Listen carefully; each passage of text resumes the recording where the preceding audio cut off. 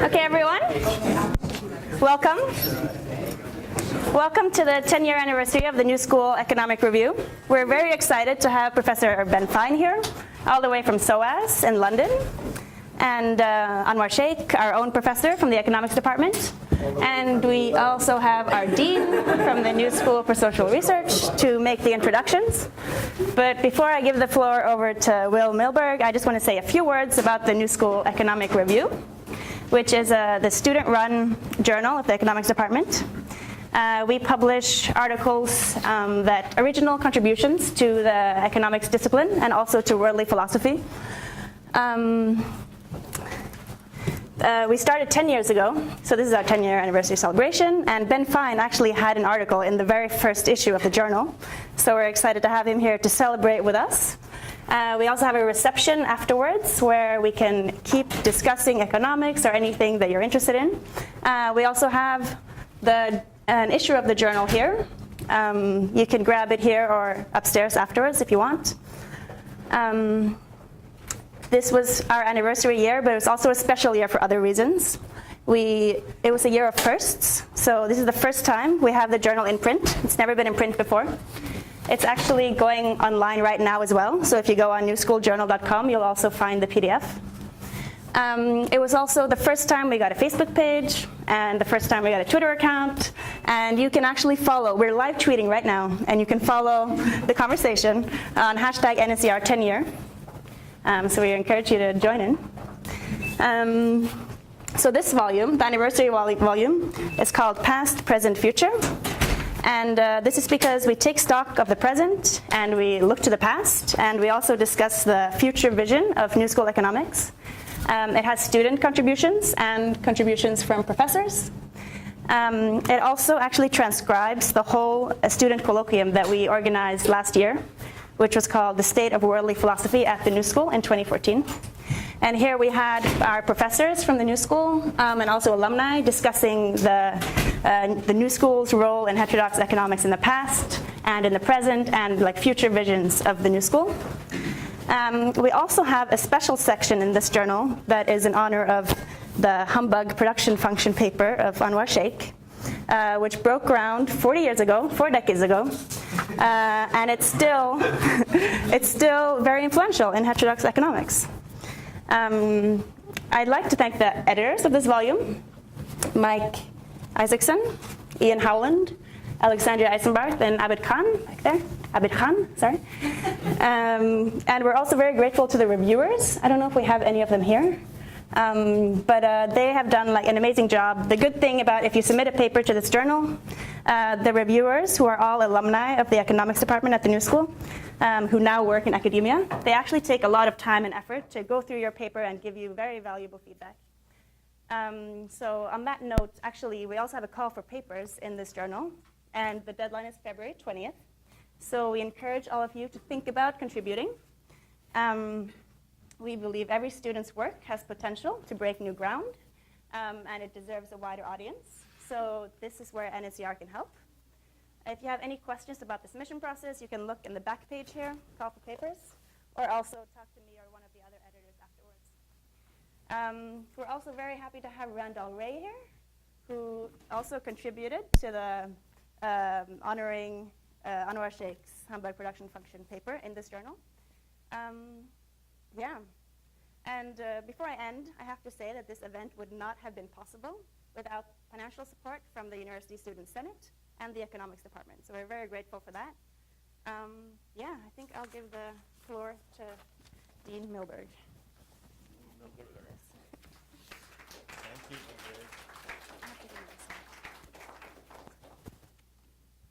Thank you, Ingrid. Thank you, Ingrid. I'm always, it's always a little funny, because this new genre I have as dean just was, introducing conferences. They do not give Nobel Prizes out, last I checked, for your introduction to conferences. But it is a genre. But this, of course, in economics, it's always much more comfortable and easy, and it's great to be here. And thanks for asking me to introduce this, which is a great event celebrating really a terrific journal. This is a great issue, so pick these up. They're wonderful. They're historical accounts by people who have lived the history, and then there's kind of theoretical contributions as well. So congratulations on that. And I think you've got a great panel today to celebrate the anniversary of the New School Economics Review. I just want to take a couple minutes to say some words about the New School Economics Review, the tradition in which it fits, and then to introduce the first speaker. To me, to celebrate the New School Economics Review, 10 years, which is remarkable, is to really celebrate the graduate student tradition at the New School in economics, and because the New School Economics Review reflects both the professional ambitions of publishing that students have and obviously their intellectual aspirations. And so the NSER is kind of a reflection of our ambitions, of your ambitions and your reflections as graduate students in this department. And so what I think needs to be celebrated at an event like this is the role that graduate students have played in the history of the department, which it comes through a little bit in some of the accounts in this issue, but it's not at the forefront. But I think there's a story to be told there. There's a history to be told there. I'm not capable of telling it, but anecdotes have been told to me about the role of in fact, among my professors in graduate school, who were New School graduates, who were of that generation, the early generation, which worked hard, struggled to bring about a new program in economics, a new graduate program in economics, to impose, as it were, on the New School a political economy program. Students, since I came here, have played a major role in molding the department. So really what we celebrate with the NSER is not just a journal and the hard copy version, but the role of graduate students in molding economics training and economic thinking. And since I've been here 22 years ago, students have played a great role. And like any change that occurred in representation, in curriculum, in the role of the students, in the voice of the students, it came out of protest and it came out of struggle and it came out of some sacrifice. So, we rest on the accomplishments of graduate students of the past, quite frankly, at the New School.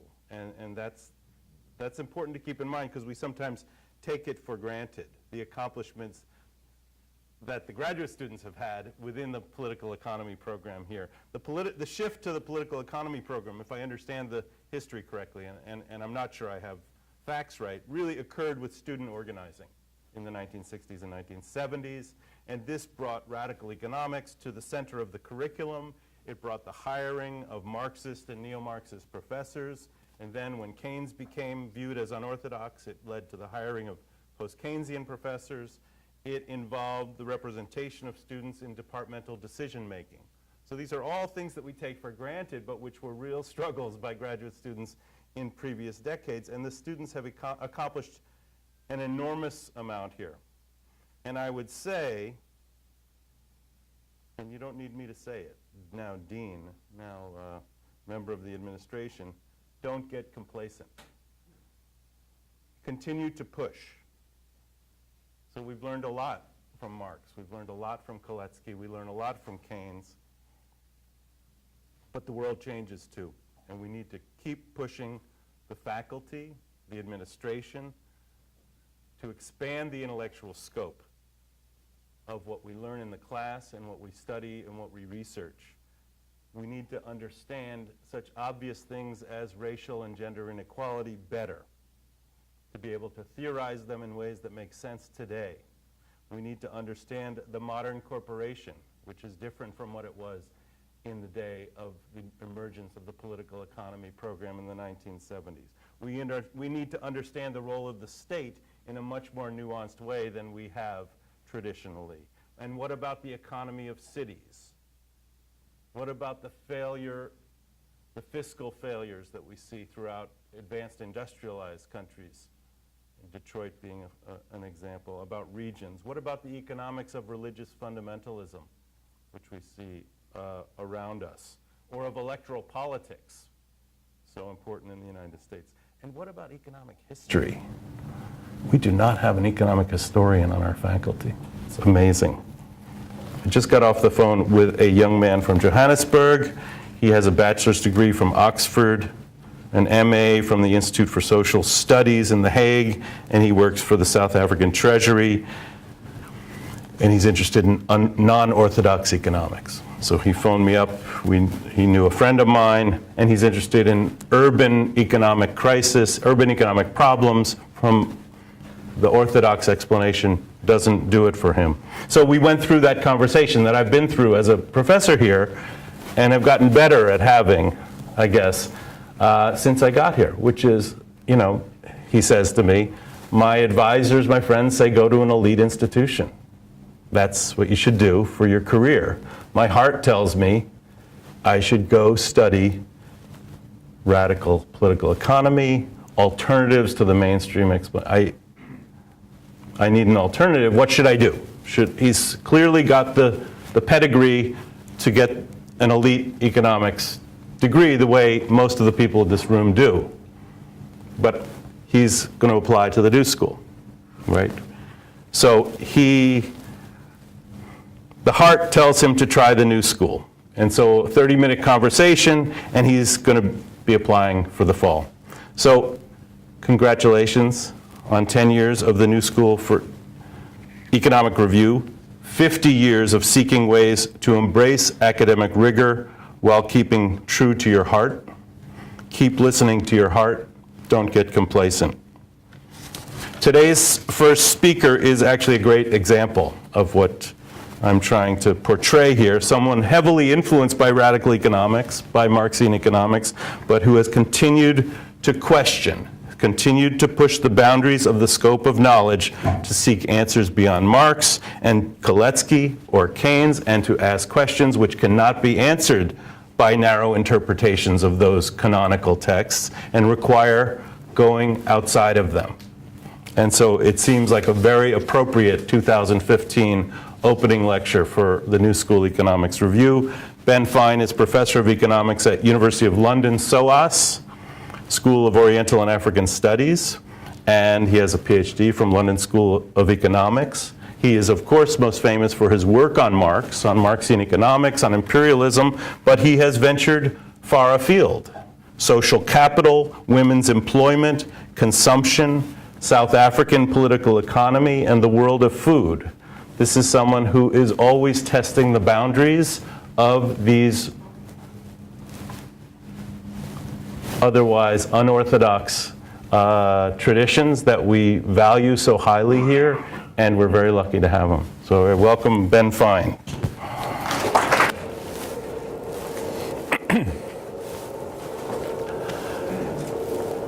I'll begin speaking while can everyone hear me okay? I'll begin speaking whilst the screen comes down.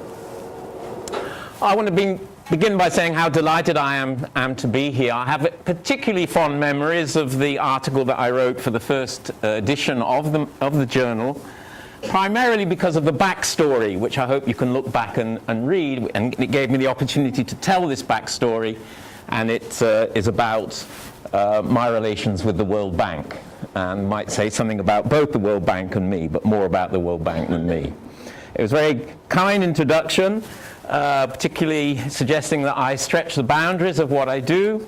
That article 10 years ago was about economics and ethics. I wish I hadn't got into ethics for reasons which I will talk to you about, but it seemed appropriate, and I was asked would I talk about ethics again today, and that's what I'm going to do.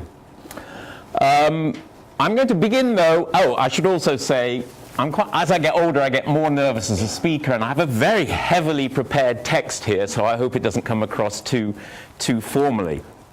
I also have to keep an eye on the time. I'm going to begin, though, more substantively with a quote that has become a favorite of mine, particularly as the crisis broke in 2007. I set it aside for some time because of fear of overuse. But I don't apologize for resurrecting it now in case you haven't seen it before. the person involved, Sir Josiah Stamp, was the second richest man in the UK after the Crown in the 1930s. So he had something to know about. He was also served on the board of the Bank of England, etc., etc. So you can read it there, but I'll read it for you. Banking was conceived in iniquity and born in sin. The bankers own the earth, take it away from them, but leave them the power to create money, and with the flick of the pen they will create enough deposits to buy it back again. However, take it away from them and all the great fortunes like mine will disappear, and they ought to disappear, for this would be a happier and better world to live in. But if you wish to remain the slaves of bankers and pay the cost of your own slavery, let them continue to create money. Well, apart from shining, in my view, a brilliant light on recent government intervention, from financial support to quantitative easing, this is a remarkably sharp analysis of the role of finance, even if one-dimensional, of bankers versus the rest of us. But it's also one that is heavily laden with ethical content, far beyond the single ought statement about undue fortunes. And that's where I want to start, because let's consider, for example, rather different ways of interpreting. So I had never used PowerPoints as well, so you're lucky today you're getting. Let's consider these two different definitions of economics. One as the allocation of scarce resources between competing ends at a time made by Lionel Robbins in the 1930s, when 30% of resources were not being allocated anywhere at all. Or as the capitalism is the exploitation of man by man. I'll leave you to read the joke. Now, both of these are positive, in the philosophical sense, if you like, statements about the nature of what economics is, but in my view, their ethical content is there, and irreducibly so, since the language within which we express our analysis, even if it is positive and oughtless and without moral imperative, does, by the very nature of the common use and common understanding of concepts, incorporate an ethical content. No doubt the first definition is compatible with being a revolutionary socialist, although I do recall Bob Solow telling me that just because he was a neoclassical economist, it didn't mean he could explain why people drove around, or the rich drove around in Cadillacs, but it didn't necessarily mean he approved of that. And of course, you could have a very, very sharp class analysis of society if you're a rich person, but it doesn't necessarily mean you seek to overthrow that society. So I do want to argue that all economics has an ethical content. That doesn't necessarily mean that moral imperatives derive from it, but that is going to be my starting point. But if it is so obvious that neoclassical, mainstream, orthodox economics is imbued with an ethical content, why is this denied? And how did it come about that the standard proposition about neoclassical economics or mainstream economics is that it is without ethical content? It's merely a positive science. Now, this is part of a bigger story of how economics got the way that it is. And that's where I will briefly rehearse how economics got to be the way it is, revealing what I consider to be considerable anachronisms, inconsistencies, and tensions that in particular attach to the values which are to be found within mainstream economics. I'm going to use values and ethics interchangeably, although that's not quite right. And I'm going to use neoclassical mainstream orthodoxy interchangeably as well. The general reason for the putative absence of ethics from economics derives from two fundamental aspects. One is its combination of an extraordinarily narrow range of analytical principles with an equally extraordinary wide range of applications. And the other is its total intolerance of debate outside of those principles. I want to take some time exploring how this has come about and with what consequences. Significantly, though, it's worth observing at the beginning that this is a history of how economics got to be the way it is that is not written by the victors, but by the marginalized rebel armies, perhaps there's a few around here, of the vanquished, who wish to restore and build upon earlier traditions within economics or political economy. For the mainstream itself is studiously uninterested, if not viciously dismissive, of the history of itself as a discipline. Alongside, it should be added, both issues of methodology and of alternatives. I'm going to address how the mainstream got to be this way by roughly identifying some stages in its evolution. The first is the passage from the marginalist revolution of the 1870s, by the way, of which most students of economics have never heard, to the formalist revolution of the 1950s, of which that's probably true as well. The Marxist revolution, as we know, set up the bare bones of what I term the technical apparatus of the orthodoxy as we know it today. Essentially, utility and production functions, but also a technical architecture organized around a focus on equilibrium and efficiency. The formalist revolution of the 1950s, a term popularized by Mark Blaug, set in place both the Americanization and the mathematization of the discipline. But crucial, in my view, is that the passage from the marginalist to the formalist revolution, from the 1870s to the 1950s, marked the determination to squeeze out the maximum consequences from the deductive implications of the technical apparatus and architecture. And this process of deriving propositions out of deductive implications was involved eliminating anything that stood in the way of doing this, of sacrificing, therefore, anything in terms of method, conceptualization, as in utility, production, the nature of economics, individuals and goods and so on, and of course, even the inner technical assumptions around convexity, externalities, and the like had to be eliminated in order to obtain these deductive implications. This gave rise to what I've called an implosion onto the narrowest and most unrealistic of assumptions to achieve the pinnacle of outcomes that have continued to lie at the core of microeconomics. These are the Hicks-Slutsky-Samuel conditions attached to individual optimization and the Arrow-de Boer conditions for the existence of, and hopefully uniqueness, stability, and Pareto efficiency of general equilibrium. These results symbolize the deductive outcome of the Marxist revolution and the bedrock of the formalist revolution. By the way, just on a personal note, in terms of the mathematization of economics, I was recruited to study economics in 1969, I am that old, from a mathematics department after a first degree there, and this was done through what can only be called a fishing trip by in the mathematics department by Jim Mirrlees, later Nobel Prize winner for economics. As far as he was concerned, a degree in mathematics was deemed more appropriate for studying graduate economics than a first degree in economics itself, and that's where he was going to give his scholarships for postgraduate study. I was the fortunate beneficiary, but possibly not in his view.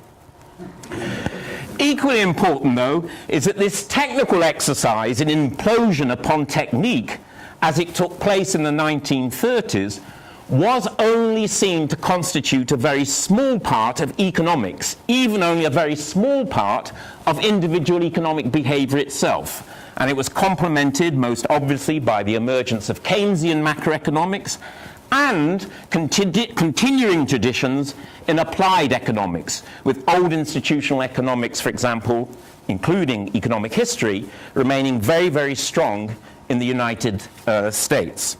In short, this imploding microeconomics was perceived, as it was establishing itself, to be totally inadequate for systemic analysis, and certainly for application beyond the confines of supply and demand within the marketplace. But then our next stage, though, is the passage from the formalist revolution to the new classical economics of the 1970s. During this period, both macroeconomics and various and diverse strands of applied economics predominated over microeconomics, which was nonetheless accepted as a core set of techniques, even if of limited application. There was some extension of these principles in their application, perhaps most prominently human capital theory, public choice theory, and the new economic history or cliometrics, but these remained relatively confined in scope beyond these fields. The collapse of the post-war boom and the stagflation of the 1970s changed all of this as Keynesianism was discredited and there was an increasing marginalization of applied economics, which had always served as some sort of reality check on mathematical modeling for its own sake. Instead, the new classical economics, taking Friedman's monetarist counterpart as its starting point, pursued the subordination and reduction of macroeconomics to microeconomics and the reduction of microeconomics itself to an extreme form of representative individuals, rational expectations, unquestioned presumption of perfectly working markets, state ineffectiveness, inferiority of all other approaches, total disregard for realism, and all necessary assumptions for conclusion or starting point of underlying existence of stable, efficient, and unique general equilibrium, even with so-called real business cycles. As Lucas, the leading Nobel Prize winner of the new classical economics, suggested, the most interesting recent developments in macroeconomic theory seem to be describable as a reincorporation of aggregative problems such as inflation and the business cycle within the general framework of microeconomic theory. If these developments succeed, the term macroeconomic will simply disappear from use and the modifier micro will become superfluous. We will simply speak, as did Smith, Ricardo, Marshall, and Walras, of economic theory. I'm not sure there's any evidence at all in Lucas's writing that he has any knowledge of those economists at all, but that's another matter. In short, microeconomics exploded across the discipline, but as a third stage, also increasingly exploded across the other social sciences as well. It did so most successfully and ironically as a reaction against the extreme postures of the new classical economics. Imperfect information economics, most closely associated with and promoted by Joe Stiglitz, was crucial in this, but it is entirely complicit with both technical apparatus and architecture, while suggesting imperfect workings of markets and institutions in light of asymmetric information across agents. Paul Krugman, of course, pioneered an alternative market imperfections economics based on increasing returns. Within development economics in particular, this history is marked by the passage from old or classical development economics, a sort of applied inductive approach to economics, not previously touched by macro and micro, through the two phases then of the new development economics associated respectively with the Washington Consensus and Joe Stiglitz self-dubbed post-Washington Consensus as a paradigm shift. Intended or not, there's no evidence that Stiglitz knows anything about Kuhn. This has resonances with Kuhn's approach to scientific revolution, for which 25 different definitions have been identified. These, however, according to Kuhn himself, boil down to three. One is an exemplar, a leading piece of theory which serves as a pioneering archetypical example as the model for emulation and extension. And here there can be no doubt that Akerlof's Market for Lemons is the most appropriate candidate. Another is the world vision, for which economy and society as a sack of market and institutional imperfections to which piecemeal corrections might be made seems to fit. And the third definition of paradigm, and the one preferred if forced to choose by Kuhn himself, is the definition of a paradigm as a community of scientists. In this case, I would refer back again to the Americanization of the discipline and how it has been dominated by Chicago in particular, to which subsequent developments have been most a mild reaction if understandably exaggerated by their proponents. Markets do not work perfectly, but is this a sufficient basis for understanding the economy, let alone society?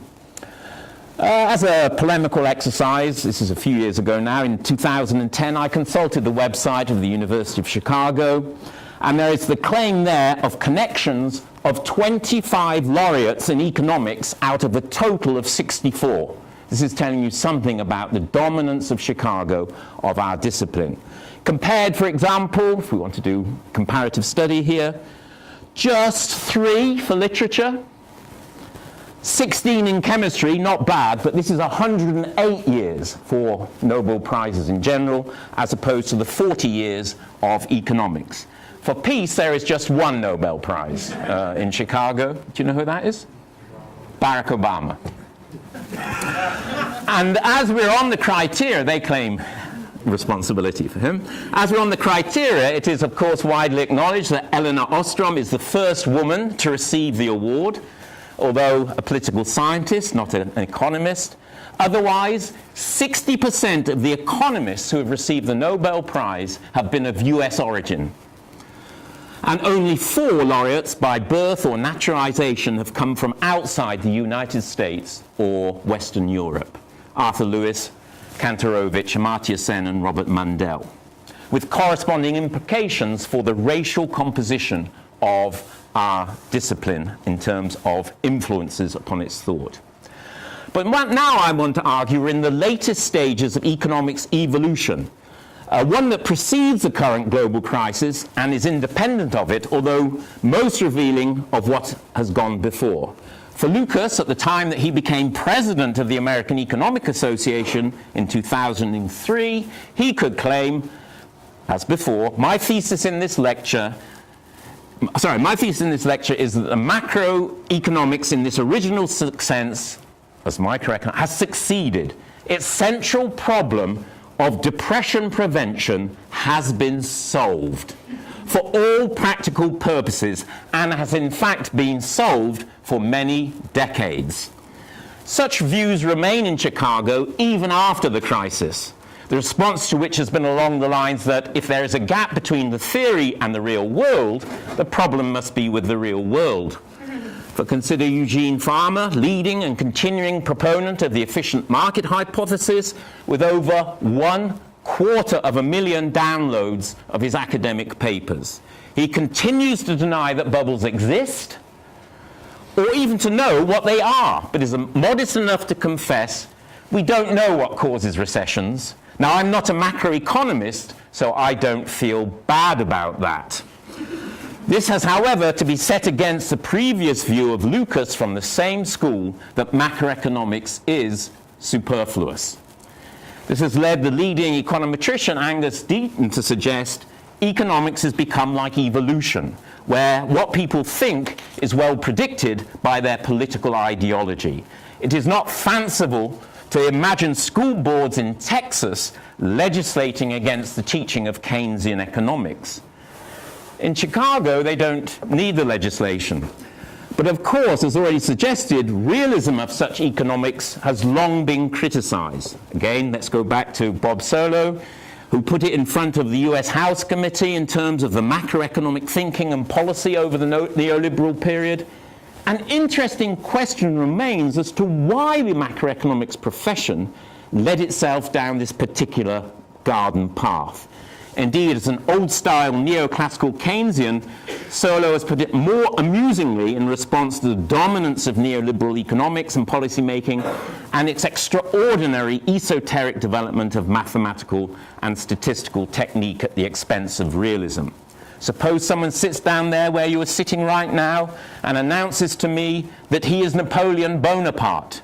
The last thing I want to do with him is to get involved in a technical discussion on cavalry tactics at the Battle of Austerlitz. If I do that, I'm getting explicitly drawn into the game that he is Napoleon Bonaparte. Even Milton Friedman lost patience with the developments in economics that he had done so much to spawn, bemoaning that the discipline had become an arcane branch of mathematics. Despite these criticisms and differences within neoclassical economics around market perfection or not, the core microeconomic technical apparatus and architecture and associated methods have been strengthened in the most recent period. This is so much so that the latest stage is one in which they have become more or less indiscriminately attached to any other factor, theory, or subject that takes the discipline's fancy. This is truly freakonomics. My favorite example being the newly founded field of neuroeconomics, heavily in fashion and to parody, wedded to the notion that the key to economics can be found by study inside the representative individual's head or brain.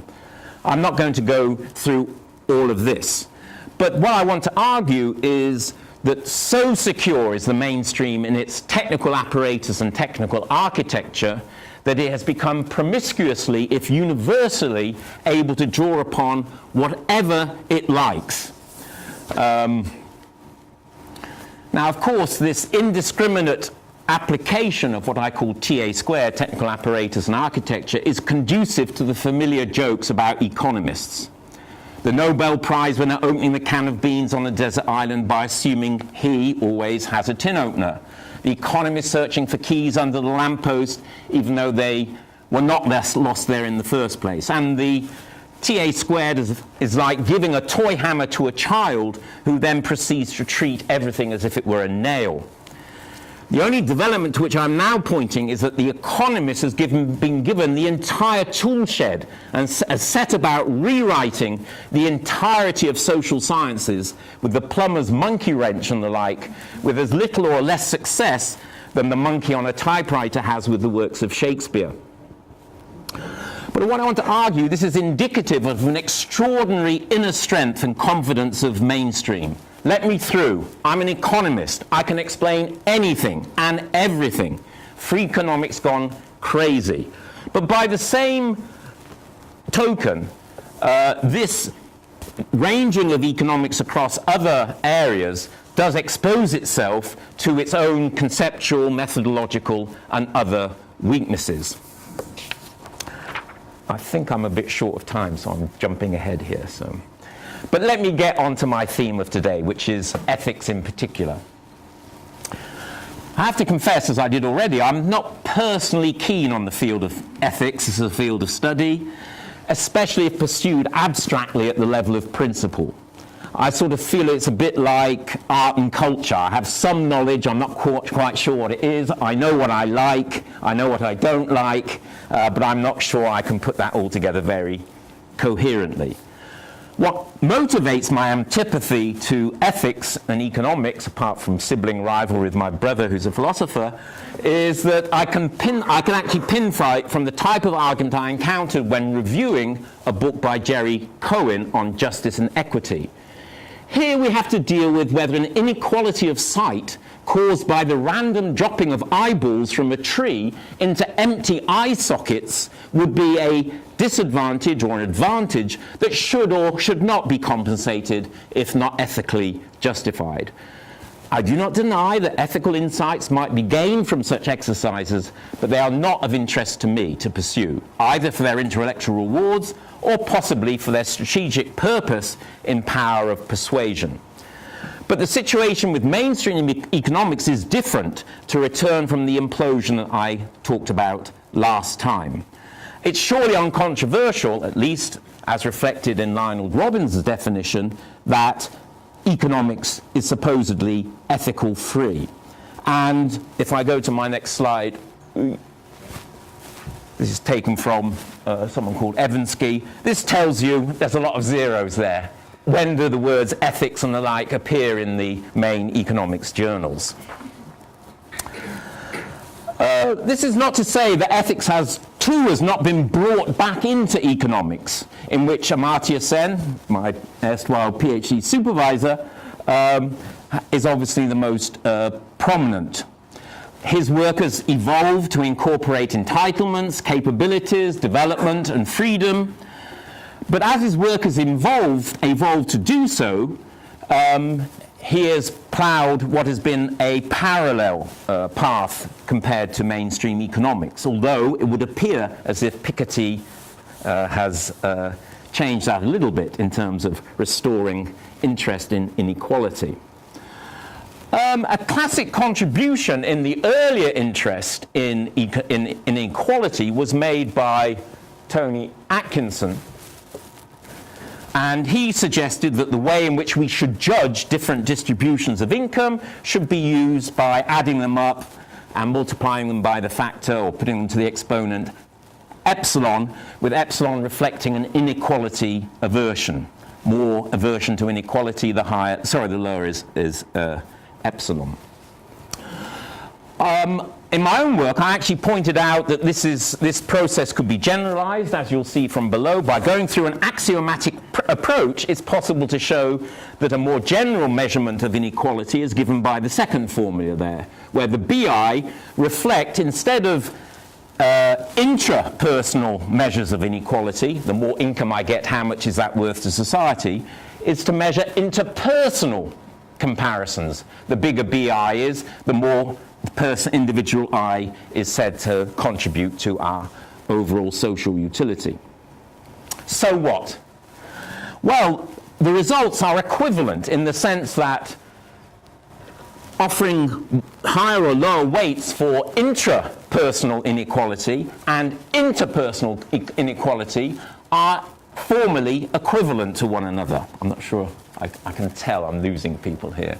But basically, even though raising the BIs or reducing the epsilons are equivalent to one another, ethically, they're entirely different from one another because it's a matter of whether we think rich people should get more money or not on the one hand, or how we gauge people's utility and how we measure it.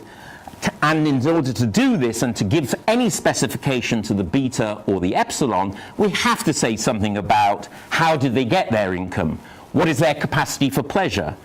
Are they subject to disability, depression, satiation, and so on? And so I suppose my dissatisfaction is with these measures within economics is their inability to go beyond this formality. So then let me ask a rather different question, which is, oh dear, how we might build an ethical system with some application within economics. And here I found a contribution by Putnam and Walsh called The End of Value-Free Economics to be particularly useful, because they begin, as I have done, by arguing that there is no such thing as a value free economics. And therefore, for them, it is very, very important to identify exactly what are the values which are, in their words, entangled within the so-called value-free economics. As I've mentioned then, Putnam and Walsh put some emphasis on the entanglement across facts, values, concepts, and so on. What I find slightly unsatisfactory about their work, and this is what I'm going to try and correct now, is the way in which this process of identifying entanglements is not itself embedded or entangled within the particular society in which we live. For them, it's more of a universal, abstract exercise. One issue then is whether we can be confident that we have a full list of entanglements to incorporate within our ethics. And we can see this in the evolution of Sen's work as he goes, as I've mentioned, from entitlements through capabilities, basic needs, freedoms, and so on. And my argument then is our ethics need to be both materially and contextually grounded. And so we, to some extent, do need to leave open how and over what they are entangled, as opposed to eyeballs dropping into empty eye sockets. Accordingly, I organize my approach around ethics and economics around what I've called the 10 C's. And there they are. And this approach is cautiously extrapolated from work that I've done on the material culture of consumption. So let me just run through these 10 C's and see how they can allow us to uncover the entanglements that are to be found in economic analysis, as well as possibly positively to construct alternatives. The first C then is that an ethical system is constructed. In a most postmodernist era of deconstruction, this is hardly controversial, apart from for economists who have not really entered the modernist domain of reaction against rationalism as opposed to a false realism. But my notion of ethics as constructed is one that attaches it to a dialectic between material realities and how they are themselves reproduced and reflected upon in thought. Here I like the expression from Bertolt Brecht, grub first, then ethics. This is not merely a recipe for survival, it is also an imperative in understanding the nature, sources, and content of ethics itself. As a first corollary, it is immediate how nonsensical it is to conceive of a value-free economics, or indeed almost anything. And what is interesting is not to debate such a proposition as to expose the material and intellectual circumstances that would lead to such a belief and its more or less successful promotion. To conceive the economy in terms of homo economicus is dripping in ethical content that is in need of critical exposure, as indeed was first realized by Thomas Carlyle in dubbing the discipline the dismal science, albeit from an entirely reactionary perspective of wishing to praise the virtues of class domination. I've cleverly lost my watch here, so I have no idea of the time. Okay. 10 minutes for 10 Cs. But of course, I must not swing too far and see ethics as merely the reflection of material realities, how we get our grub. Ethics are construed, if not, to coin a phrase, in circumstances made by the construer. I read somewhere of a judge in the South of the antebellum United States who refused to allow slave owners to cross the threshold of his plantation on the grounds of owning slaves being a crime against human nature. This is both remarkably brave and modern for his time and circumstances. But to my mind, if not to ethical consequentialism, the gloss on his principles dulls a little once we know that he refused the wearers of wigs from entering his property on exactly the same grounds. I cannot imagine how infuriated he would have been by a wig-wearing slave owner such as George Washington, so symbolic of American freedom. However, this illustrates how ethics are irreducibly attached to how we understand human nature itself.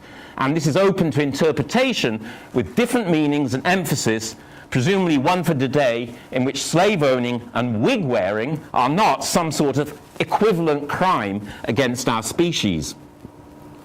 But whilst for the reflexive individual construal is always open, it is also inevitably conforming.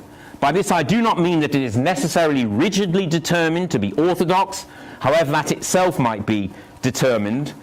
Rather, whilst conventional ethical conventions like conventional wisdoms are often uncritically accepted, the boundaries, even language of our ethics are constrained even in opposition to the standard mores.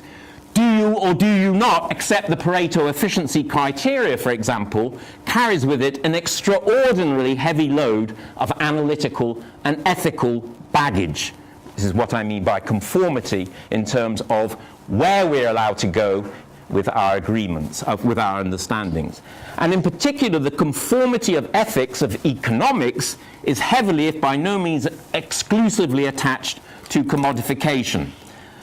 Again, by commodification of ethics, I do not mean that they are up for sale, subject to cost-benefit analysis, although that is what inspired Douglas North in the first phase of the new institutional economics. And, I'm jumping a bit now, as should be apparent by now, ethics are also contextual. What is considered from Whigs to slave, as well as how ethics are and can be conceived, is deeply bound to the society and material practices under consideration. Such construction, construal, conforming, commodification, and context are also necessarily what I call contradictory, by which I don't mean they're necessarily inconsistent, something to which I will return later, but really our ethics are underpinned by very deep underlying social forces to which we respond, whether this be globalization, financialization, Polanyian double movements. These are replete with tensions around which we are required to build our ethical systems. Yet it's also crucial to recognize that ethics are also closed, not so much in principle, but certainly in practice. Who puts down the ethical agenda? Who gets to debate it? When and how, and with what meanings? This point is ideally illustrated by the prominence of a supposedly value-free economics, with extraordinary implications for closing debate around what is the ethics of economics, and it might be added, of economists. Nonetheless, ethics are contested, my next C, in terms of what, how, and by, and for whom. We differ over the weights we assign to between different ethical principles. And of course, it is standard within our economics, particularly around heterodoxy, to claim that major ethical issues have been overlooked by the neglect of race, gender, the poor, future generations, and so on. And contesting economic ethics is equally a reflection of collective participation in their construction, with different forms of organization and influence, and with different interest groups having different levels of and access to influence. I'm a very strong critic of something called social capital, but if I'm going to use the term in the context of the Americanization of the discipline of mainstream economics, this is an extraordinary striking example of the nature of the way in which ethics of economics is constructed. And we can see this, for example, again, I'm going to have to miss some of this, a book by Margaret Radin talking about the treatment in the law and economics deriving from mainstream economics is something which treats violence against women in a particular way with a particular ethical content. Again, jumping ahead, last, as a consequence of other C's, ethical systems are chaotic. Being subject to multiplicities of influences, forms, and interpretations, ethics necessarily lacks coherence, consistency, and clarity. I actually don't understand how anyone with any sort of ethical principles would be able to survive in the world if they managed to abide by them. We can only survive by avoiding living by ethics, at least selectively. Well, I've tried to be positive and constructive about ethics and mainstream economics, despite my antipathy to each when taken individually in isolation from the other. But I am not optimistic that there's going to be a big change around economics. I had a look again at crisis in economics, and I came up with just 115 items in academic search. Most of these refer back to a dispute 80 years ago about Schumpeter. By contrast, a similar search for sociology came up with 7,230 entries, the crisis in sociology, but no one's blaming the sociologists for the crisis. But maybe our hope should spring eternal, and we can anticipate a potential renewal of the social, the historical, and the ethical within economics. Let me begin to conclude, not to worry, by taking you back 170 years. At that time, Britain had passed legislation to abolish slavery in the empire. It passed a Factory Act to protect children. Charles Darwin had just completed his voyages around Latin America and the Galapagos Islands. The penny post was introduced in Britain, and Chicago had just been founded as a village of 200 inhabitants. The end of slavery, the protection of children, the theory of evolution, and Chicago are all now taken for granted. In that same year, 1843, a newspaper was founded in the UK. It was called the News of the World, and was both taken for granted and became the most popular newspaper in the UK. It printed its final edition in 2011. it was deemed unfit for purpose, at least for the Murdoch media empire of News International, because of phone hacking and corruption of police through bribery. But by comparison to those of economics, its crimes are surely minor. For significantly, by way, this is quite neat for me, as you'll see, by way of example, consider the Nobel Prizes for Economics in 2011. Discreetly avoiding the recently favored, if now tainted, terrain of finance, they were awarded to 3 mainstream economists who study unemployment as a mismatch in search of trust between those who want to give jobs and those who want to take them. And this is what Yanis Varoufakis, now 2 minutes, had to say about this. He's now Minister of Finance for Greece. One of the Nobel Prize winners, Pissarides, has actually also come out in favor of Greece because of the mad economics of Germany. Imagine a world ravaged by a plague, and suppose that the year's Nobel Prize for Medicine is awarded to researchers whose whole career is based on the assumption that plagues are impossible. The world would have been outraged. That is precisely how we should feel about yesterday's announcement of the recipients of the 2010 Nobel Prize. Interestingly, these 3 fine mathematical economists have one thing in common other than work on labour markets. In their voluminous theoretical output on unemployment and the like, there is not a smidgen of a hint of a mention of an economic crisis which may boost unemployment in every sector and for all types of workers. Not one. So let me, to parody then from where I began, here we go. Mainstream economics was conceived in iniquity and was born in sin. The orthodoxy owns the social, the historical, and the ethical. Take it away from them, but leave them the power over the discipline, and with the flick of the pen, they will create enough models to bring them back in again. However, take it away from them, and all the flawed posturings will disappear, and they ought to disappear, for this would be a happier and better world to live in. But if you wish to remain the slaves of the mainstream and pay the cost of your own slavery, let them to continue to create their models. In short, economics is unfit for purpose across so many dimensions that it is hard to know where to begin to remedy it. With ethics, as with so many other issues, the discipline is caught in a Gordian knot whose untangling defies belief as much as it denies being tangled in the mess of contradictions of its own makings. If economics can be made fit for purpose by being unraveled through ethics, all power to the endeavor. But this will surely remain elusive until we get past the iniquity and sin of the power and its accomplices. Sorry, one last 30 seconds. And this is a fitting theme on which to both close and to note, which I did this morning, that today marks the 101st anniversary of the founding of the Carnegie Council, dedicated to the voice for ethics in international, if not economic affairs. Thank you.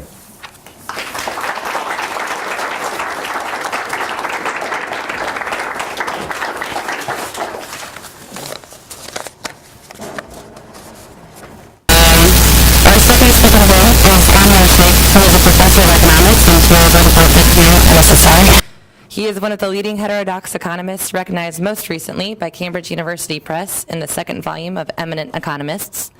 He has authored 3 books, with the much-awaited 4th going to Oxford University Press for publication in a few weeks, and has also authored over 60 articles. He has taught courses in political economy, international trade, and several other subjects. These days, his research interests focus on inequality and econophysics. This year, as said in the beginning, also marks the 40th anniversary of his much-acclaimed paper on the humbug production function. This volume of NSCR has a special section on it featuring contributions from Professor Harcourt and Professor Ray. So without further ado, Professor Sheikh. Yeah.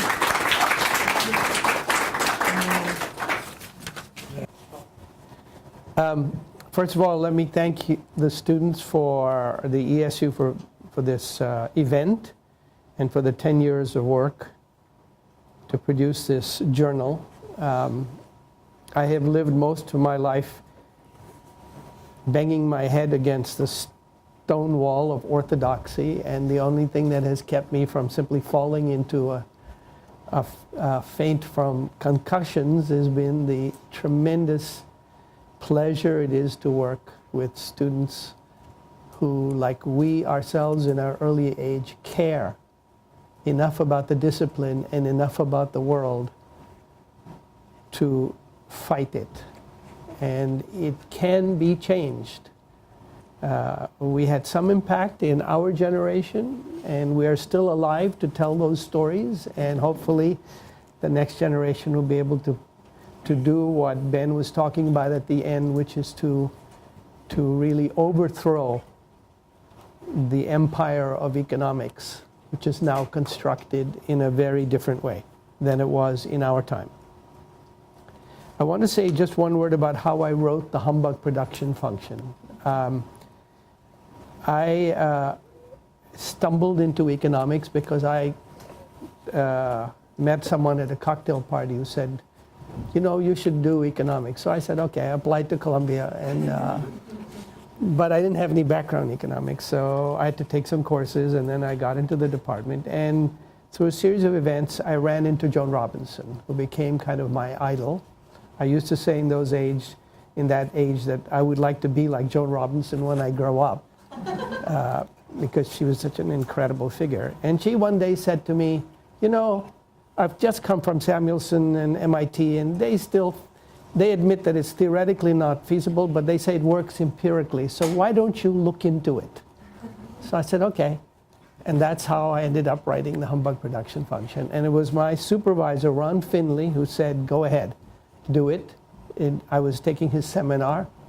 And then a few months into the seminar, he said, so how's it going? And I'm going, well, it's going. He said, okay, come up to the board and tell me what you're doing. And I did. And I actually had been working hard on it, but what I was doing at the time was not going to work out. And then I happened to, some weeks, I don't remember now, sometime later, it hit me. It hit me that this was an identity.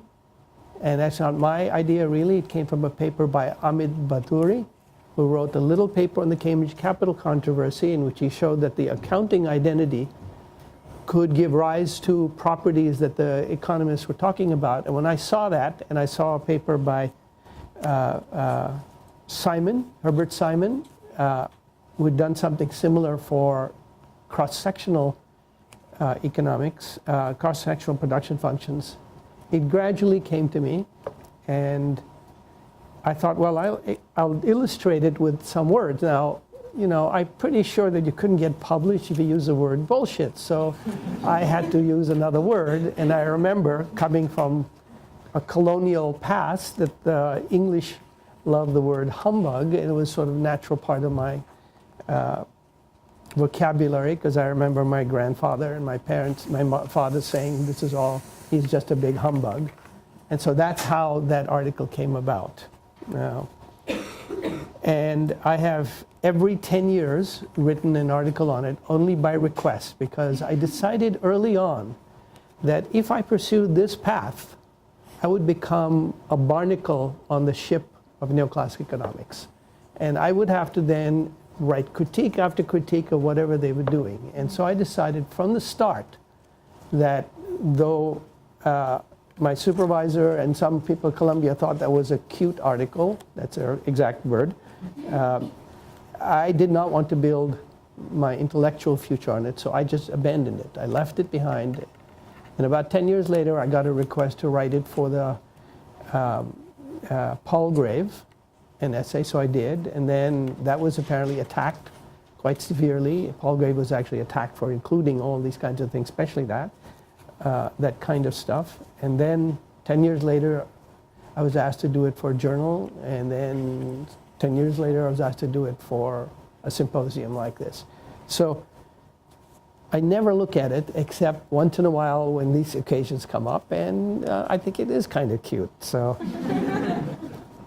second point, I noticed that Ben was talking about Varoufakis, who is on the web now with a video called Confessions of an Erratic Marxist, and it's worth looking at. But I also want to mention that Rania Antonopoulos is the graduate of our department, was my TA and RA, and is now the labor minister in Greece. So it can happen that the kinds of things that we talk about here can influence real world events. And that's something to keep in mind. So we're looking forward to you doing that in the future.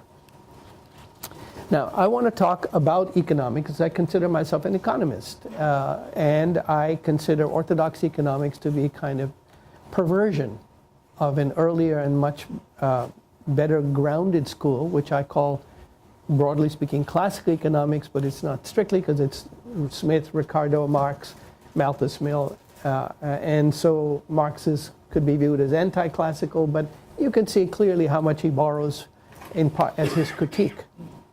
And I'm especially concerned with the fact that Marx particularly worked 40 years on what he called his beloved economics, which he didn't finish. And there are many, many hundreds of interpretations of phrases and passages and so on. But for many years, I was given the privilege of teaching here at the New School a course on advanced political economy. There is still such a course. But in my time, that course was the second year of a course called Introduction to Political Economy, which was taught originally by Steve Heimer, then by David Gordon, and many others along the way, including Paul Sweezy, and ended up being taught brilliantly by Ross Thompson, who is now a dean at the University of Vermont, or at least was the last time I. And those 4 semesters were an introduction to an alternate way to understand the world. It was not intended as history of thought. We were talking about alternate paradigms. And over years, over 15, 20 years, it developed into kind of work, which I say at every such occasion is almost done in the book that is almost out to Oxford University Press, but now the almost is within the month, perhaps within 2 weeks. And in that book, which is now called Capitalism, Real Competition, Turbulent Dynamics, and Recurrent Crises, and Global Crises, rather, there is a section in which I talk about what I learned over these last 40 years about how to go from micro to macro.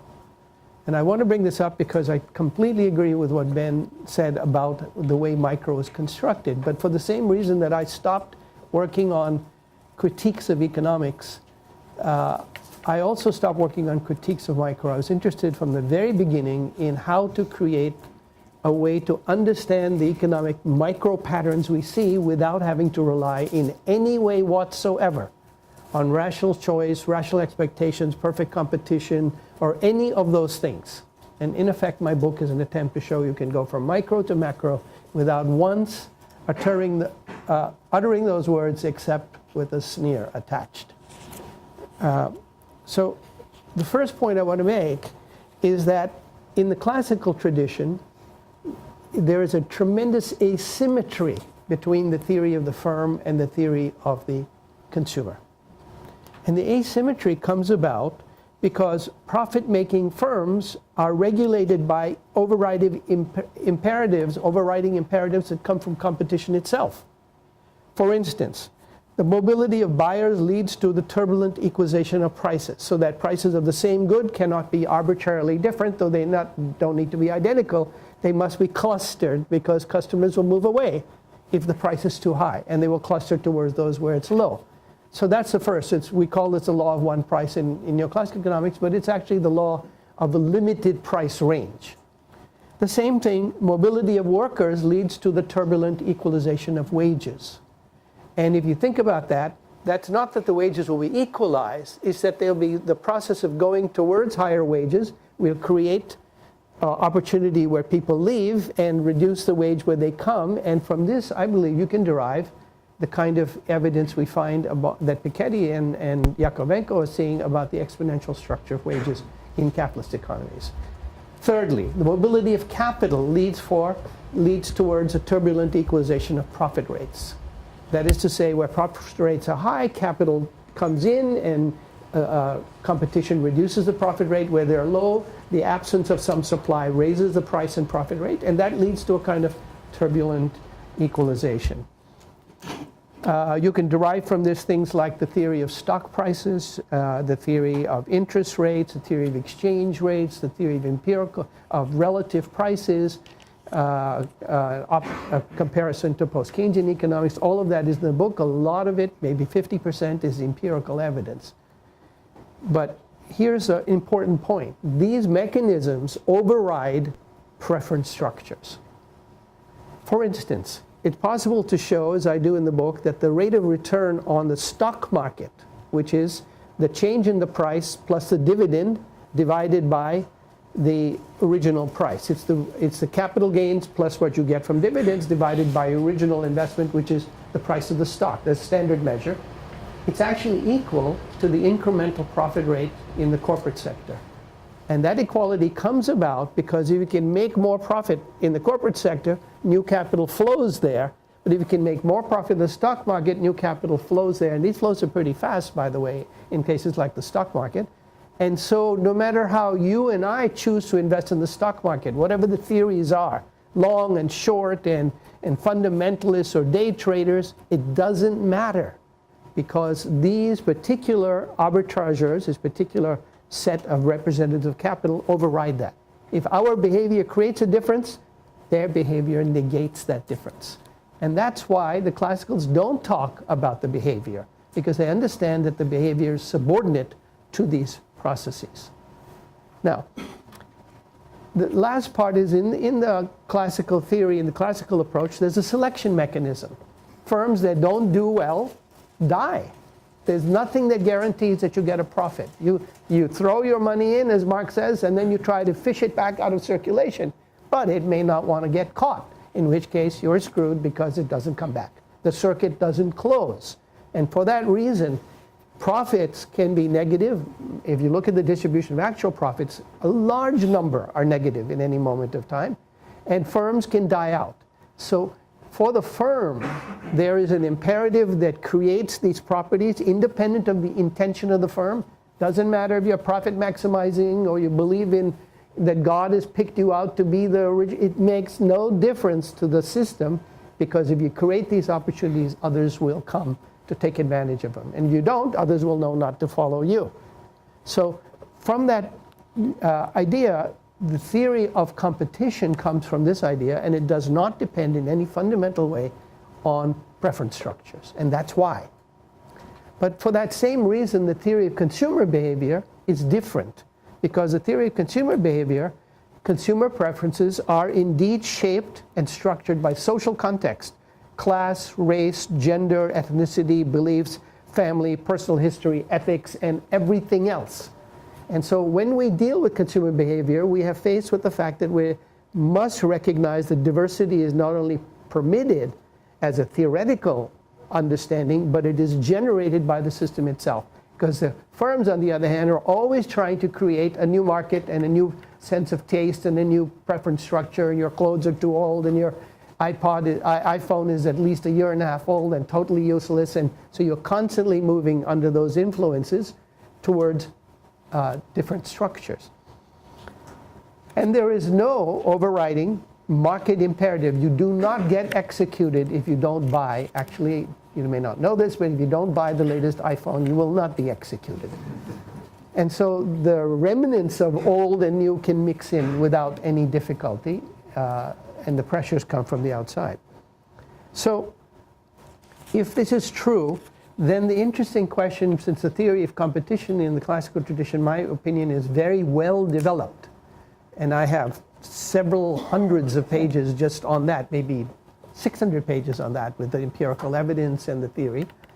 What is less developed is the theory of consumer behavior. And I want to show you that there is a simple framework in which you can accommodate all of these variabilities of personal variation. And you can get outcomes that are familiar, empirically recognized, and yet at no point will I ever need to use the word rational choice. I can accommodate all kinds of choices, irrational choices, socially structured choices, ethnic and racial structured choices, and so on. And this actually idea came to me about the time that I was writing the Humbug production function paper, because I was taking advanced microeconomics. The introductory, what we call grad micro here, was taught by Bill Vickery, as you know, got a Nobel Prize in economics. The advanced micro was taught by Gary Becker. You could only get into Becker's class if he let you in and if you did very well in Bill Vickery's class.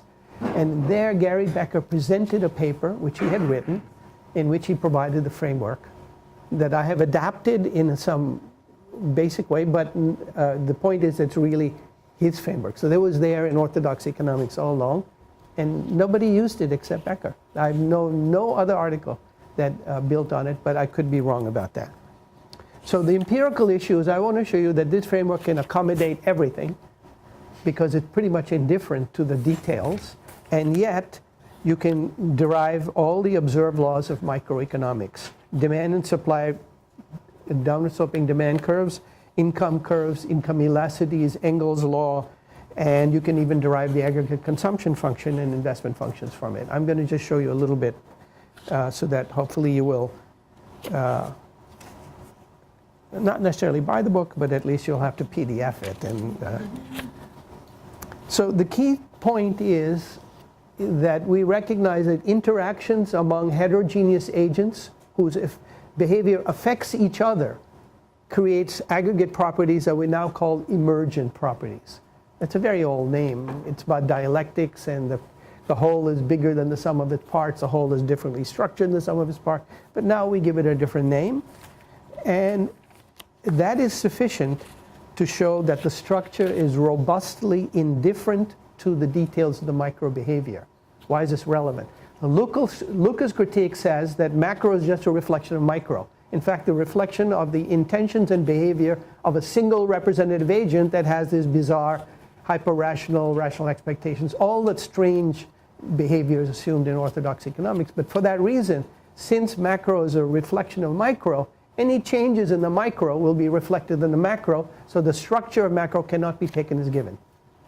Physicists make a different argument, which is the interaction of many individual units, particles and others, can produce a stable set of patterns which remain stable despite the variability of the individual behaviors. And I want to show you that that perspective is very important, can be used to derive. So let me now go to these slides. And what do I do? I had the same problem in teaching, if you recall. I can never find where the thing is. Where is it? Here. Ah, okay. All right. Is this an okay view? Yeah, okay. Great. I just want, let's see if I can get You want it to one. or is it good? Yeah, I think one page at a time. So I guess I want to make it bigger, right? Yeah. Okay. So for this framework, which is so trivial, I just want to talk in the simplest framework, which is that you have income, which is divided into two parts, expenditures on commodity 1 and commodity 2. It's a basic micro budget line, okay?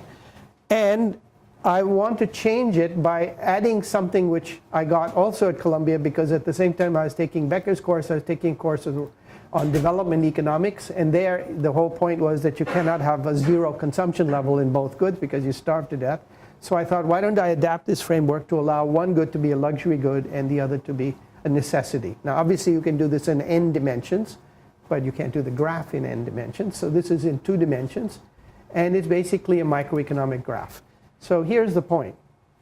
If you have a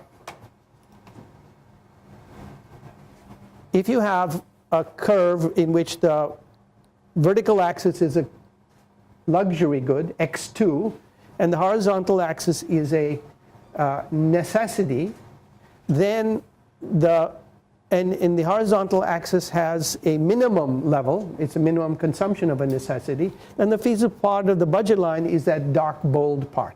It's a part that you can spend after you've satisfied your minimum level of consumption. Now you can make it stochastic and variable across individuals, but you get the point. It's essentially a nonlinearity. That's the key point. It's a nonlinearity because there is a threshold after which.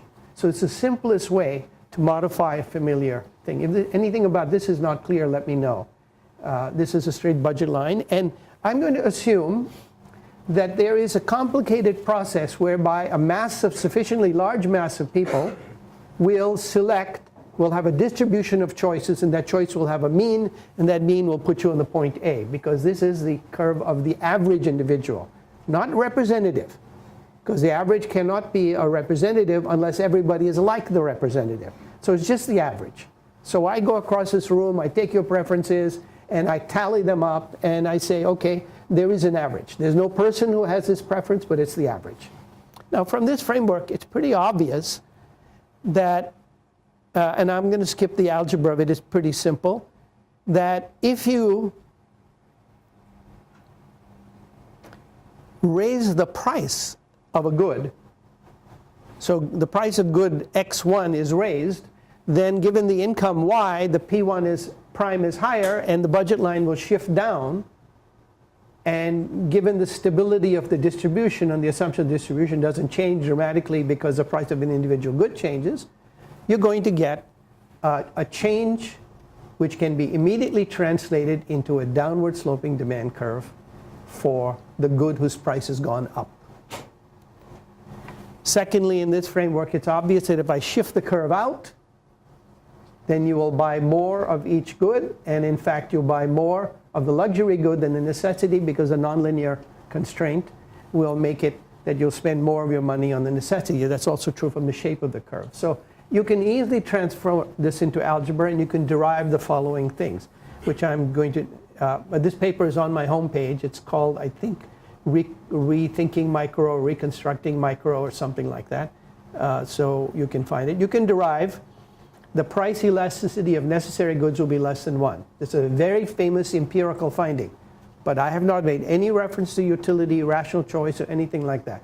Some of you can choose absolutely randomly. Others can choose the same way every day. Others can choose something new because people around you are choosing. It doesn't make any difference. As long as the overall distribution is stable, you always get this result.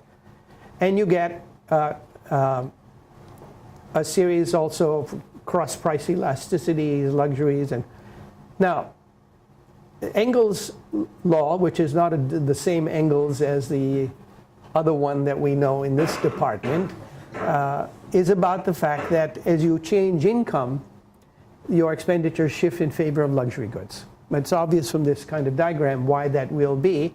And you can immediately show that the elasticities, just from the diagram, just from the simple assumption, will be less than 1 for necessaries and greater than 1 for luxuries. Now, so far, all I've done is assume that there is a stable population. It doesn't have to be exactly stable. It can fluctuate around. But in a large population, preference structures are known on average pretty stably. And this is what firms count on when they're trying to sell you a good. They have some pretty good idea where you're going to be on average, so they can't tell necessarily individually. But the same framework can be changed by changing the axis to consumption and savings, the purchase of financial assets. So if I go back and I say here X1, vertical axis is financial assets, and X2, and the horizontal axis is consumption goods, and you have to have a minimum consumption good. And it turns out that exactly the same algebra gives you the Keynesian consumption function. Again, I've made no assumptions about anything except the stability of choices, stability of the distribution, stability of the mean, actually, strictly speaking, of the distribution. So I can derive a large number of properties. There I show some others. You can show that if the socially defined level of consumption rises with income, which makes sense. This is the poor part of the room, and so there's going to be a higher preference, a strong thing for necessaries because their income is lower. But as the income class goes up, the structure of preference towards both the necessaries will go up and luxuries, but the shift will be in that direction. And so you can derive from here saturation. Now I skipped the graphs in the interest of time. And I want to show you the the last point here. I've been saying so long as the distribution is stable. So I want to show you that the distribution can be stable under a wide variety of assumptions. So I took 4 models. This work was done by Amar Raghab, who was a former student of ours who did his dissertation along these lines. These are agent-based models, which you could do. We have the code. And the models consist of a standard neoclassical model in which all agents are exactly alike and they have Cobb-Douglas production functions, and they have only the difference is that their budget lines are different. The second model is you have heterogeneous, and the first one, by the way, you have a representative agent because they all have the same Cobb-Douglas production function, so the representative is the same as any one. The second is they all have different Cobb-Douglas parameters in their utility functions. So you can have an average, but you can't have a representative agent. Already this violates the standard micro of modern microeconomics. The third one is actually Becker's own model, which he calls the impulsive consumer. And here the consumer just chooses randomly from the feasible budget line. So that everybody chooses whatever they want. Maybe the next day they choose something else. That's actually very stable because we know that random choice has a distribution and a stable mean if it's large enough. So if it's Gaussian, you know what it is. And since it's a positive values, if it's something else, log normal, you'll know exactly what the mean is. And that's all you need to know. You need to know only that there's a mean. And the last model is an adaptation of a model by Giovanni Dossi, in which he develops a model in which consumer preferences evolve over time. So their preferences are like a genetic structure. They meet others and they mix. And from this genetic structure comes a different structure of consumers. And it's broken down in our version into 2 types of mixing. People who tend to follow what other people do. I like to think of those as older people. So we have agents that follow what others do. And another set, heterogeneous agents. So they're not identical in this propensity, but tend to go away from what the others are doing, younger people. So we call it imitate, innovate, and we set up, the usual large sample of agents which are all different, but they have a propensity to either imitate or innovate, and you get a set of results. Now, if you get the parameters so the averages are the same, these are 4 curves showing the demand curve from all 4 models. And the point is, of course, you cannot statistically distinguish between these demand curves. They're identical, even though the models are fundamentally in opposition to each other. They are different micro specifications of consumer behavior, but the structure is what determines the shape. That's the main point. The existence of budget lines and the existence of a stable. And that's for the necessary good. You can, in fact, from there, I will show you in a minute, the income elasticity is less than 1, as it should be for necessary good. And, oops, what happened here? I think I accidentally cut out the other one, which is the luxury goods, or it's not showing up. Is that it? Luxury goods. Okay, here. Again, all 4 models give you essentially stochastically the same result. And this is very quickly a table comparing the elasticities from the theoretical case, which is what I derived from the diagram, and these 4 simulation models. And you can see that they're really impossible to distinguish. They're statistically the same. So what does that tell me? It tells me what a physicist named Robert Laughlin calls the idea that macro or large-scale outcomes are robustly indifferent to details. They don't, because the interactions produce a robustly stable. So we have neoclassical agents, homogeneous, which is a standard textbook model, neoclassical heterogeneous, for which there's no representative agent, the whimsical agents, which certainly cannot be encompassed within neoclassical theory, and imitating and innovating agents in the genetic exchange model, and yet they give you the identical outcomes. Now, from this, I've run out of time, but I do want to say a couple things more. So what's left then of microeconomics?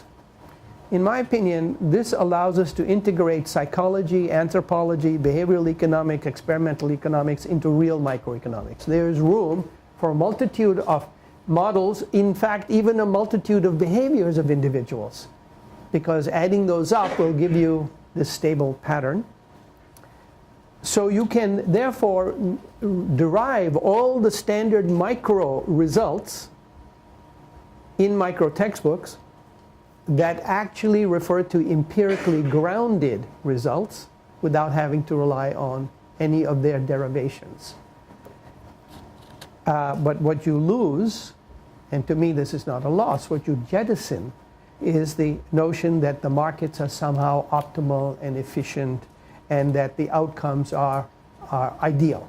Because there's nothing in the micro behavior that would imply that. In fact, on the contrary, you'd expect to find conflict and social and individual levels in the micro behavior, yet it wouldn't affect demand curves and all of that in any fundamental way. So I've always asked people to think about the following project. I tried it a year ago, it was a total failure. I tried it with a cross UMass Amherst New School thing, it was a total failure. Then I tried it the New School one, it was a total failure. So let me try it again, what the hell. Which is, imagine that you take as an exercise variance textbook and you cut the pages so that you have two sets. All the references in the textbook that refer to empirical outcomes, empirically supported outcomes, and all the references that refer to optimality, efficiency, and the virtue of the market, what I think of as religious references. How big would it be? And you would see that the textbook would shrink down to virtually nothing because there's almost no reference to empirical outcomes there. It's taken for granted that you're observing demand-supply curves, and that's it. But you don't need that book for demand-supply curves. I'm going to skip the other part of it, but the real competition part, obviously is something different and that can be derived, and I've run out of time, so let me just say, I believe that we need to construct a new curriculum. For the same reason I refuse to do critiques of orthodox economics, this is a critique in a different sense. You have to have a place to stand. You cannot say, oh, they don't understand, and they turn around and say, okay, so what's your theory of exchange rates? And you go, well, I don't do that. I do methodology. That's not enough. We have to have an alternate science, an alternate paradigm that's capable of encompassing what we know to be true and capable of changing and evolving in the face of that. And here, you can derive micro without rational choice and hyper-rational behavior. You can derive, therefore, macro without rational expectations. That's obvious. And it's quite easy to do. I believe that this is, to return to my starting point, the role of students and younger faculty. Because the rest of us, whatever we've tried, and we can join it. Our work is there, but it'll be up to you to take the tools, and if this is a useful tool, take it to attack the orthodoxy. Because in the end, we will not get anywhere unless we actually do attack them. Being nice will not work. Thank you.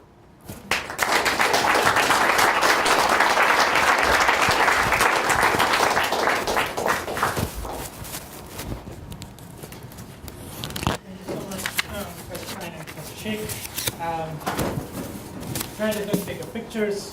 If you have a problem with this, you have to let us know. We're going to exploit your value. We're going to use them wherever we want to. We are short of time, so we have about 15 minutes for question answers. So in the interest of time, we're going to take 3 questions first, and then we'll answer, and we'll take the cycle as long as the students are there. As per our department policy, the questions first come from the students. So students, 3 questions.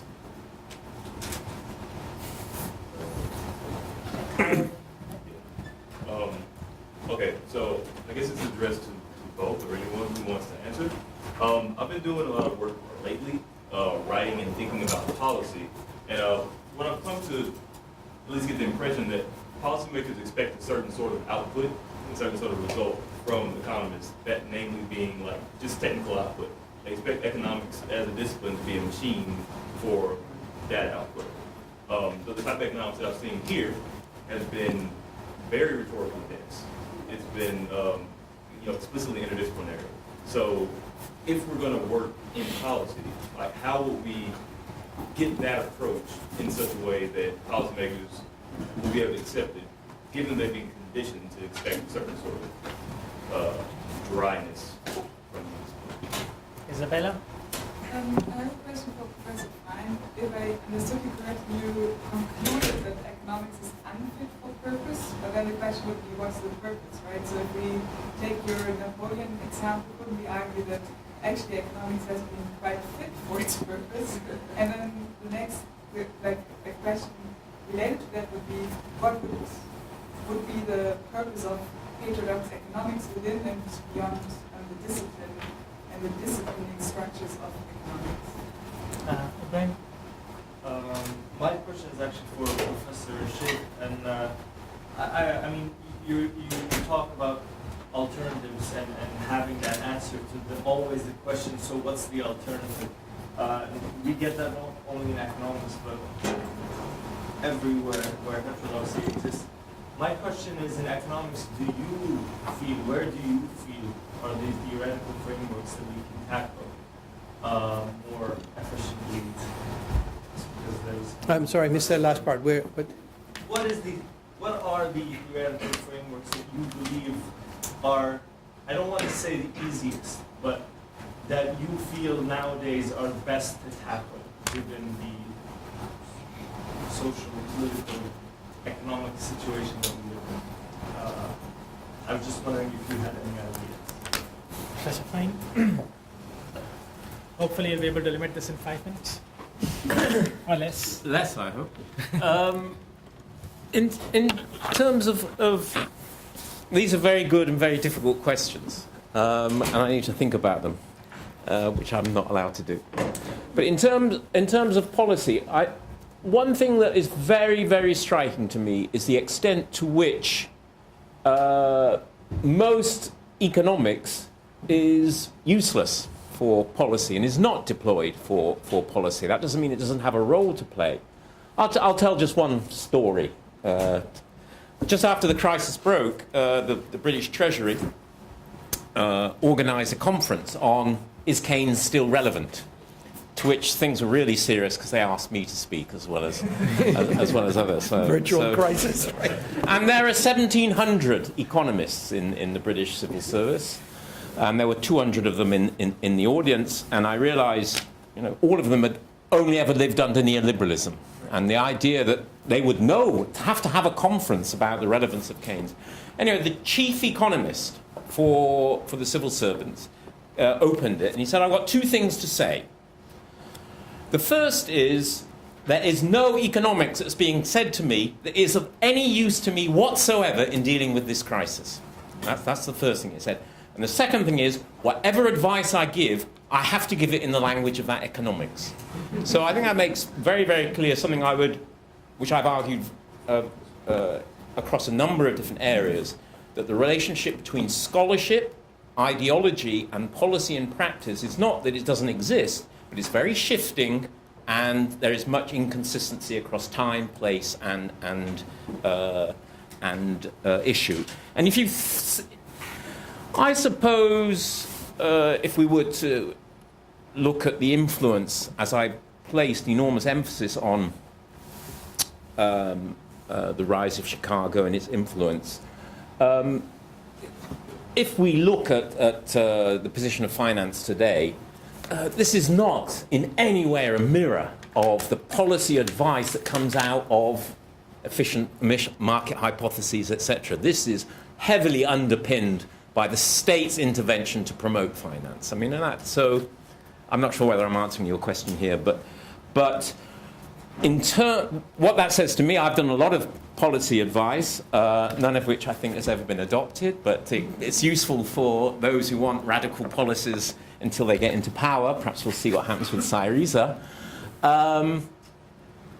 And I think it's very important to have sound analytical principles, but also to be prepared to be effective. I mean, Keynes is very persuasive on this. That is, the thing is to be persuasive.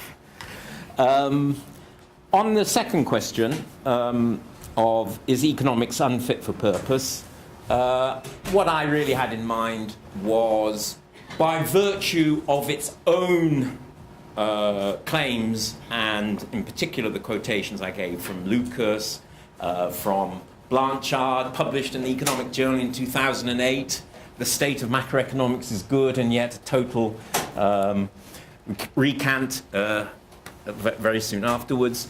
So I think on its own terms, economics is quite clearly unfit for purpose. But I also would argue, as indeed I was trying to do so in the, I think, very, very narrow area of ethics, that it's totally unfit for other people's purposes as well. And it's time for it to go. Getting it to go is a different matter. I would just say, I'll be very quick on the last question, though, if I may just say one thing, which is, despite being unfit for purpose, is becoming more and more dominant and ranging over more and more areas. If you ask us what is our task, as in terms of putting alternatives forward, my concern is to keep alternative traditions alive. I mean, that is our first task at the moment. It's not necessarily gaining dominance over the discipline, it's actually keeping alternative ideas alive at all, as you all know, within the United States, but elsewhere around the world as well. The presence, even of other programs and systems of thought, is under considerable threat. And this is a huge change, as is evident from the humbug, although there was evidence there too of this, that the mainstream used to debate with us 40 years ago. No, not at all now. They won't allow us to publish, etc., etc. Sorry. Okay. Well, to Kyle's question, I'm very sympathetic to the dilemma. I myself chose, therefore, to never deal with policy people because I had one brief stint at the UN where I was hired to do something and on international trade, and I wrote up what I wanted, and they said, no, that's not acceptable because it doesn't utilize standard theory, and just because it fits the facts is not relevant. So I quit. I understand that if you have to do it, the way the strategy is now is to focus on the imperfections of the theory and to say, well, this doesn't hold and that doesn't hold. So in that sense, it's a kind of critique of the theory, policy by imperfection. And this is the dominant part in economics altogether. In macro it's the same, in micro it's the same. But the trouble for me is that that makes you have to worship at that church because your imperfection requires a perfection as the counterpart. You can't say this is the way the world works. You say, they say this is the way it works, so you have to put them up in front and center. And then you have to say, but it doesn't work that way locally. And politicians don't necessarily care how you put it. They have to fulfill other requirements. I doubt very much that Governor Christie really cares whether your second order conditions have been properly satisfied. He needs a rationale, right? And they have different rationales. But I should remind you that these things have changed. In my own time, Keynesian policy was macro policy, and they did not derive it from rational expectations and all that. As Ben pointed out, that's new. That in our time it's new. It's in the late 80s, mid to late 80s, before it filtered into policy. And they are anxious to get rid of that. They're really anxious to get rid of that. So we have to play a double game. On one hand, you have to do a critique of the standard theory, but on the other hand, in my opinion, you have to start writing things that don't rely on, do the empirical work, but see if you can ground it in a different way. And part of my task is to provide that grounding, many of us to provide that other grounding. And times do change, absolutely. Inequality, when could you have talked about inequality the way you do now? You know, now suddenly people going, I don't need to derive it from Pareto optimal or lack of optimal and so on. This is a problem and I need to run for office and you better tell me how to handle it. And you can cover it up with all kinds of stories, but you don't need that, really. On Ibrahim's question, what's the alternative? My own preference is to create an alternate textbook. I just applied for funding for that. As you know, INET had a big grant. I haven't heard that I've been rejected, so I can say I'm still potentially in the running, but I don't have a lot of hope in that, but that's my goal.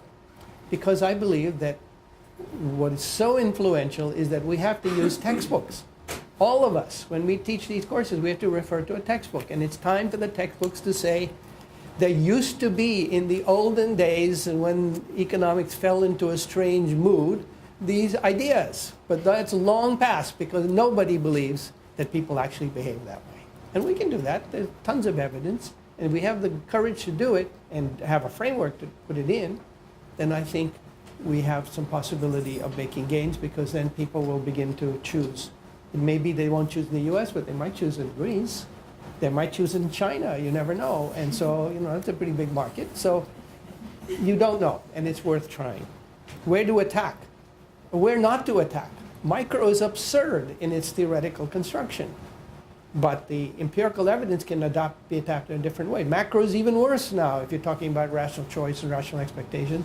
But the good macroeconomists are all doing what Ben called imperfect-based economics, or I called IBE, imperfection-based economics. And anybody can do that, but that still requires you to stay within the thing. And we need to start saying, but that's not the only way. Maybe you should do it both ways and show that you can do it. Trade, trade theory is a mess. Everybody admits it doesn't work at the empirical level, but there are frameworks that do work, and we can use those. And of course, finance. They may give Nobel Prizes to people who almost give them to people who are in standard theory, but everybody knows that finance theory is just totally out of touch, has always been. So we need to take those on frontally, and if you have to work for policymakers, you may not be able to do that publicly. Though privately, I know enough policymakers to know that they don't believe this stuff anyway. They need to know something that's practical, that works. And I believe it's possible to do that. So I think there's more hope than it seems. You may be in the closet for a while before you can come out and say, well, I never did believe in this stuff, but now I can tell you that that's not who I am. Let's look forward to that day. Well, in the interest of time, I think we'll have to stop taking questions here. We have to take them upstairs. Once again.